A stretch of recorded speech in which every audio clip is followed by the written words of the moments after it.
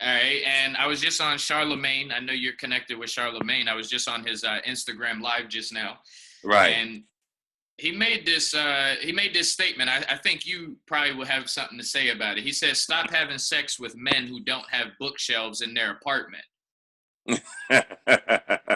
He's talking about the empowerment of reading, the importance of reading. He's like, yo, if you don't have a bookshelf, if you don't have books on this bookshelf, you Right. shouldn't be having sex with him. What's your take on that? You read You books? know, yeah, I don't read as many books as I should. I think Mm-hmm. the male man should read a lot of books, but it doesn't define you though. I think a book doesn't define you. What defines a person to me is common sense. I know a lot of people that got PhDs and 5 degrees, but don't have no heart, don't have no grind, don't have common sense if they get caught in a crisis situation.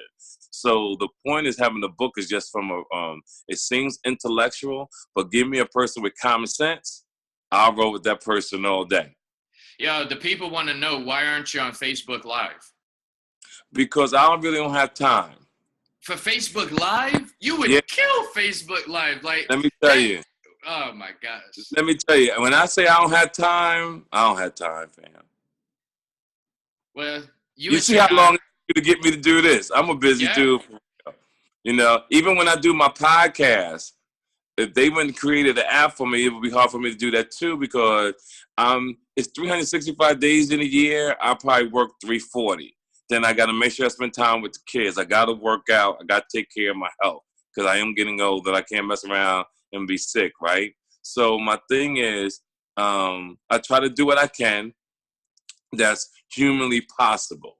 And when you do things humanly possible, you do the best you can. Like I'm sitting here, I'm looking at you sitting, how you sit down, you're comfortable, you got your you got your members only jacket on, you shaved, you know what I'm saying? And so Yo, you just said the members only jacket. Stop playing, yo. you know, you got the zippers, and I'm in a beautiful suite in Chicago, laying across the bed doing this interview because I told you I gave you my word. Like yesterday, I was traveling on the plane and I couldn't get to you, so I was making sure I was ready today. All right, well, we definitely appreciate it, man. Are so you're in Chicago right now? Yeah, I'm You gonna don't have a have.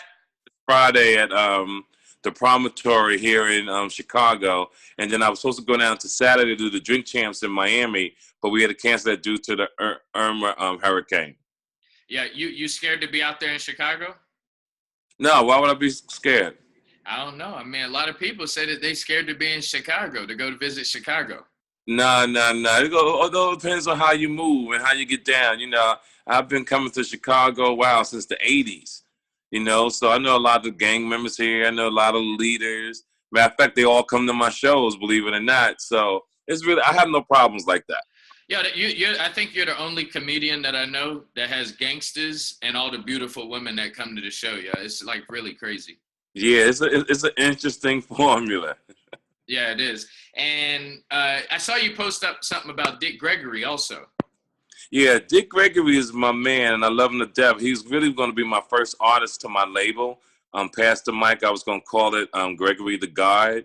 And Mm. when negotiating with him and his people, he had turned sick, and I kept tabs on him over the last 2 or 3 weeks, and then unfortunately he had passed away. But he really loved me as an artist. Out of all the comedians that he had worked with, he really thought that my message was phenomenal. We had performed together at the Comedy Store last year in Hollywood, and I was his opening act.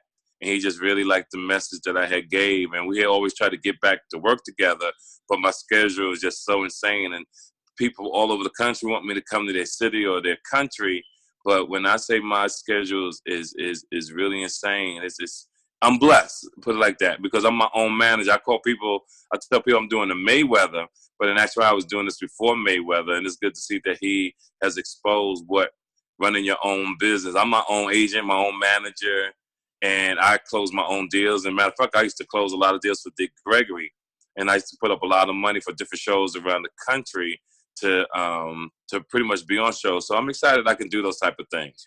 Did you learn? You got me, but I gotta take this jacket off, yo. All right. They said my members only. Yeah, this is one of my Nice favorite jacket. jackets. It's a nice jacket. We just getting started. I don't want you to come launching at me again. Okay. Just take it up. I'm a compromise. All right.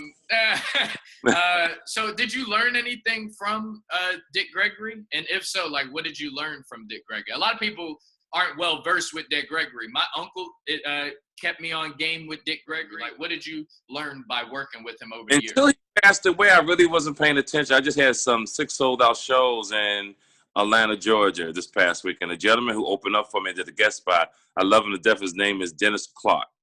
Dennis Clark was explaining to me that, TK, there's no other comic dropping knowledge like the way Dick Gregory was, like you are. He said, so now basically you pass the mic, what you going to do with it? I thought about it and I took it, and I just don't want to latch on to that. I think my work will speak for itself, because my goal in life is to put people up on knowledge, is to put them on game. How to explain to them before the Jay-Z's came around. And I was telling this people 10, 15 years ago about keeping your credit good.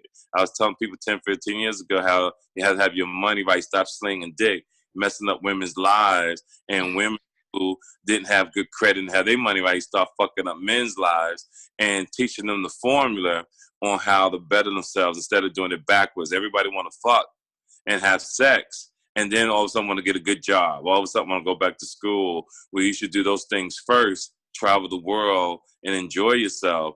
And in that way, when you settle down, you really are at peace. That's all. Hey, Ma! I'm on TV!